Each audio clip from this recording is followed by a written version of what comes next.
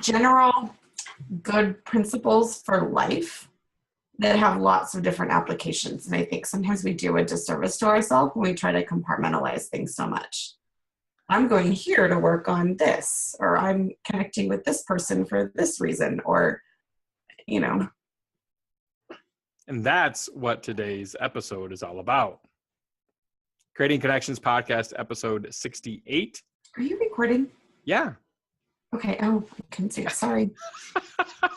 It looked different from my view. See, she never knows when I'm recording, or she rarely knows when I'm recording. So that's just how this works. This is all about how you create better connections, stronger, deeper connections with your clients and colleagues. And we're going to talk about an experience that we had this past week at the Podcast Movement Conference in Chicago, and how you can take some of those principles that we learned and apply them, how they cross-pollinate, if you will, into the event world. That was nice and easy. What are you talking about? This also speaks to a much bigger issue. Providing personal solutions through understanding people.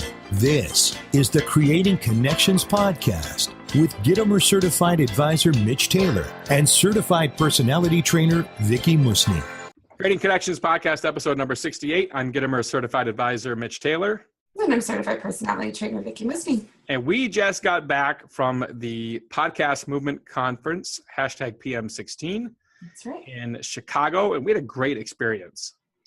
I admit I was kind of nervous going into the conference. It's been a long time since I've gone to a conference where I didn't know anybody. Yeah.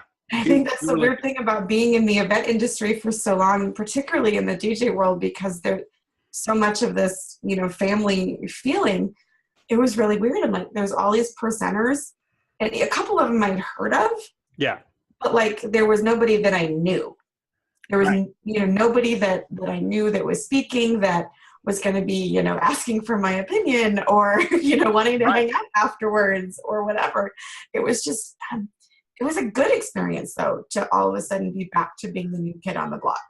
So the cross-pollination, I think, was absolutely awesome to see how these principles move from the podcast world into the event world. And so give me your top three. Who are your top three? My top three? Yeah. I don't know. One of them was Anna Sale. She was one of the keynotes. Yep. And her presentation was basically, it was how creating a podcast is like having a baby. Yeah, and she's the host of the podcast Death, Sex, and Money. Yes. Which are three very controversial topics. Just the fact that they can make such a successful podcast on that. And it was fun to hear her story of how that podcast came to be. Yeah. But I love the way she presented. She took a real life experience that was clearly relatable for me, at least. I mean, you haven't personally given birth. You watched your wife go through that, but that caught my attention right away. But her, how creating a podcast is like having a baby. It's the same. Those principles are the same. Yeah. For creating a business, running your company, creating a new branch, going into a new direction. There are lots of principles that we could apply. So that was definitely a favorite for me. Besides that, it was really easy to relate to. The biggest thing I think I would take away from hers, and she had a 10-step process of how, starting a podcast is like having a baby, or starting a business is like having a baby. Mm-hmm. Number 8 really jumped at me, which was, as it grows, you clarify the values that you want to amplify in the world. You get enormous sense of purpose. Mm-hmm. I have a huge star next to that one. In Empathy, curiosity, humility, honesty, listening. That resonated with me because I think any business, any podcast, anything you take on to try to grow, whether that be a person or an entity, those steps are included. Yeah, that's a big one. And even though we tend to be, you and I are in a teacher role in some way because we're speaking and leading and, doing the podcast and stuff. Yeah. Even if you're not, somebody's looking at you. Yeah. And so whether, even if you don't realize it, whether it's your employees or just other professionals that you work with, your clients, their families, people are watching. As an event professional, you're always on stage. Mm-hmm. It doesn't matter. Well, I'm a florist. I just create stuff and put it out in front of people. No, that stuff, that's you. You're on stage. Yeah.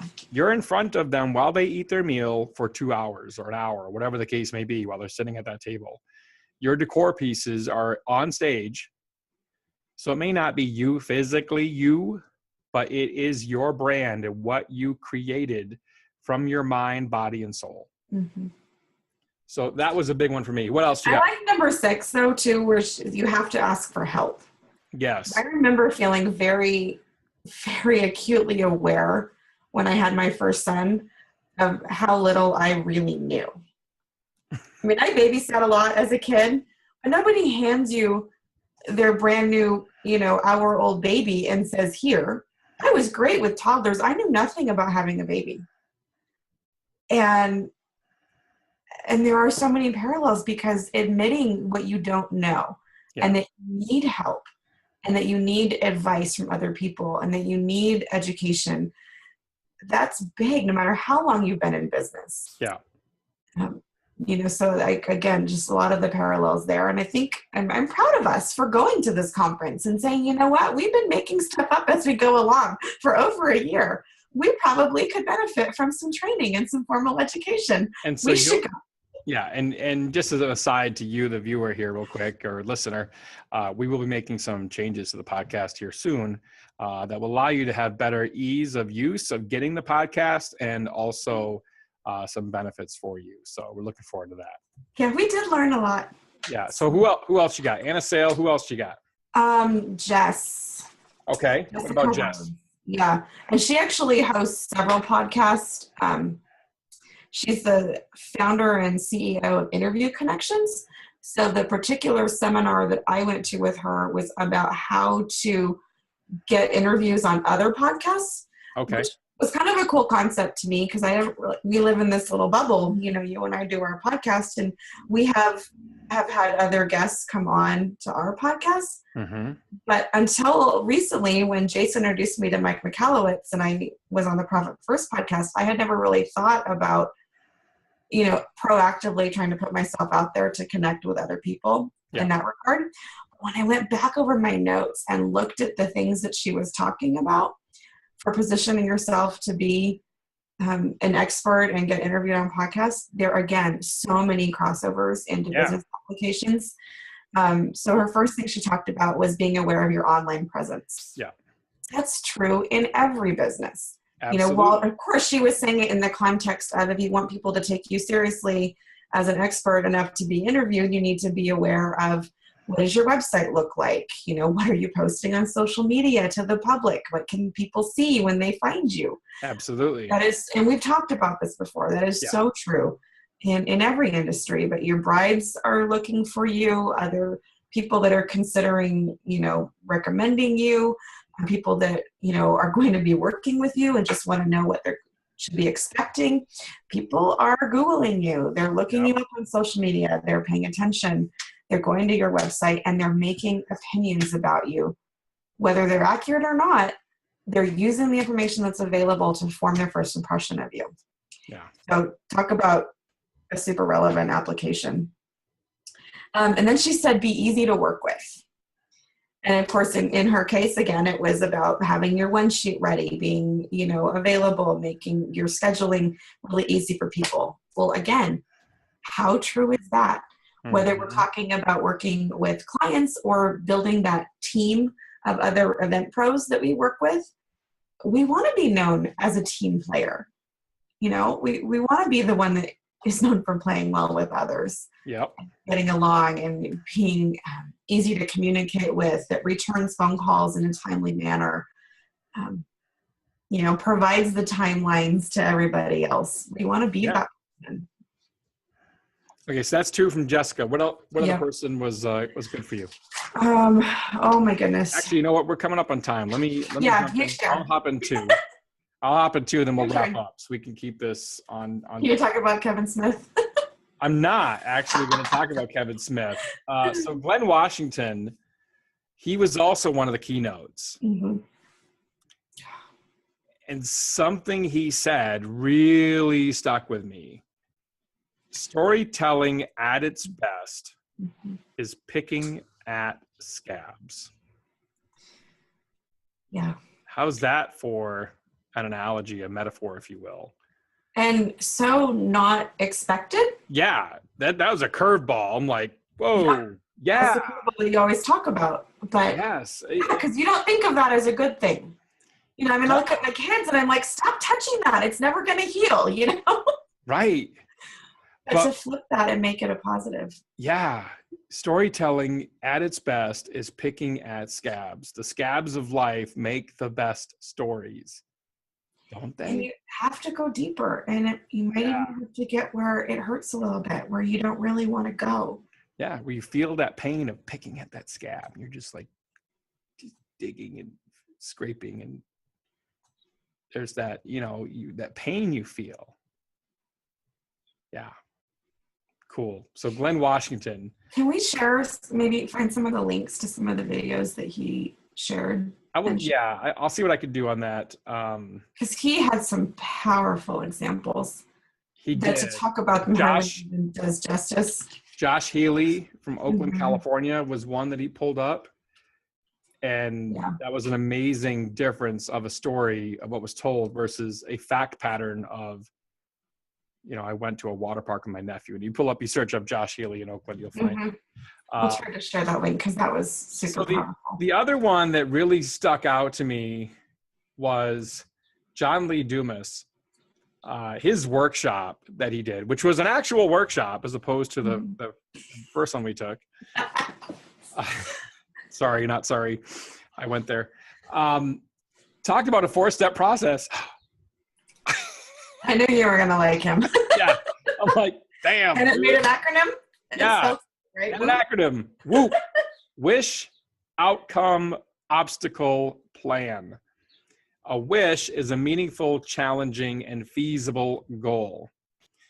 He said a huge planning fallacy is people always underestimating how long it'll take you to achieve the goal. So when you do this, you lose momentum. And his suggestion is to always double your initial estimate of how long it will take you to achieve your goal.